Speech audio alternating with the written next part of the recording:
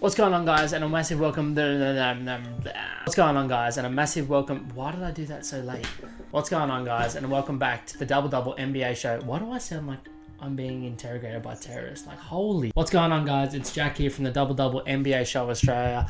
I'm here jumping in with a new segment for our YouTube channel and our podcast as well. My phone just fell out of my lap. It's called the Fouled Out in 5. So what I'm going to do is either going to be myself some weeks, Anthony some weeks, maybe even both of us the other weeks. But what we're going to do, we're going to jump on here, talk for 5 minutes about some big news that's been happening in the NBA world, the NBL world.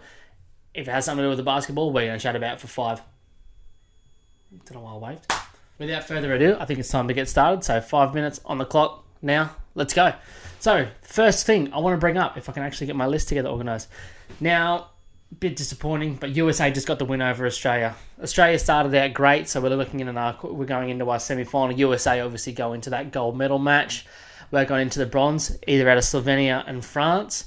I think it's going to be Slovenia. It's going to be a really tough game, especially with Luka carrying them, that Cinderella story they've got happening at the moment. But, I mean, personally, I can't wait for it. I think it's going to be awesome. So, yeah, that's the main thing that happened. Now, we started so good. We played really, really well. We were fantastic in the first half. In the second half, the whistle came out a bit. It slowed it down. We lost a lot of confidence instantly. You could definitely tell that halftime talk by Popovich just clearly helped them in so many ways. Like, they come out ready to rock and roll. They were not afraid. KD, seriously, it's just Kevin Durant at his best. Like, he was absolutely phenomenal, unreal, one of the best players on the planet, and he definitely showed it at that point. Now, whilst we don't want to get too disappointed, we can move on to the next game. Still got a bronze medal chance. It was always going to be a tough ask. We said that. Some players stepped up. They guarded Paddy super well. But anyway, I can't go on too long. This is a 5-minute section. Second section, Patty Mills inks a 2-year deal with the Brooklyn Nets. This is awesome. The Nets have just made their official super team. So you got James Harden, Kyrie Irving, Kevin Durant, couldn't think of his name, and Patty Mills. It's going to be awesome. You've seen the embrace at the end of the match from those two. I absolutely cannot wait for it. I think they're going to kill it. I think Patty's going to be really good for their second unit. We've seen the Nets have lost a few people, which me and Anthony will talk about in our show next week. But honestly, having someone like Patty there, just the ability for him to perhaps go and get a second ring, it's going to be absolutely phenomenal. I can't wait to see it. Third point, LeBron's getting the old band back together, the old boys. For you guys that grew up around sport, it's sort of like when the young star comes back to town, except he's not young anymore, he's a bit old, and he gets all these resi mates that have been flinging around in other parts of the world playing basketball or playing football in this sense that I'm talking about. That was a bit left topic, but Carmelo Anthony and Dwight Howard back on the Lakers. Now, this boosts the Lakers' average age up with all the players that they've just traded and got it to 32. 32.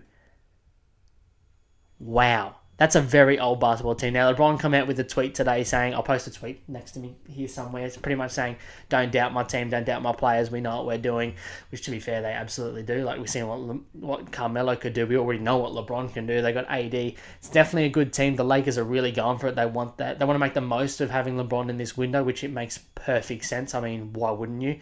It's LeBron James. You're only going to have him for a short amount of time. We see what happened with like the extended the run with Kobe. You look at acquiring Shaq, that type of stuff, all that type of jazz there.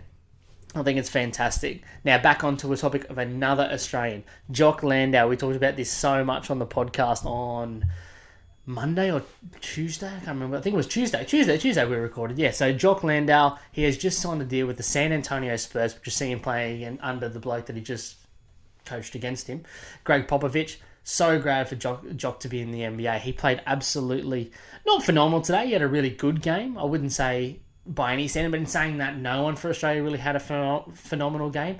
The USA didn't really let them. But just, I think for Jock, this is the pure example of when you get someone that works so hard, like you're going to see MVP of the NBL in the NBL finals. They talked about that. Like people in America are now sort of taking notice of the NBL and the players we have and the type of ability we have in our league, in our country even. So I'm just absolutely over the moon for Jock.